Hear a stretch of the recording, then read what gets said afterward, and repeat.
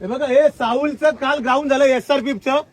काल एसआरपीला 100 पैकी 97 पडले. जोरात टाळ्या.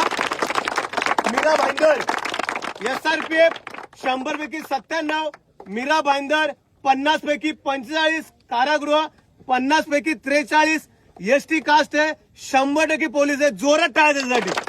आलं लक्षात, टाळ्या वाजल्या पाहिजे जोरात. त्यांनी तिन्ही ग्राउंड चांगलं दिलं. कारागृहाचं पण दिलं चांगलं, मीरा भाईंदरचं पण दिलं आणि एसआरपीचं तिन्ही ग्राउंड दिलं.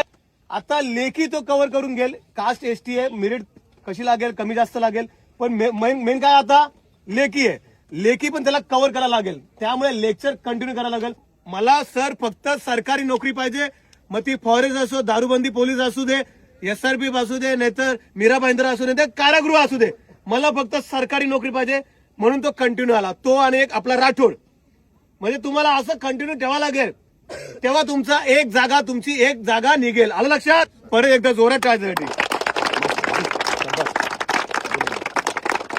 की कधी दारूबंदी पोलीस फॉरेस्ट कोणतीही भरती निघाली तरी आपण सिलेक्शन झालंच पाहिजे. आलं लक्षात. आता त्याच जोशमध्ये गोळ्या टाका. ओके.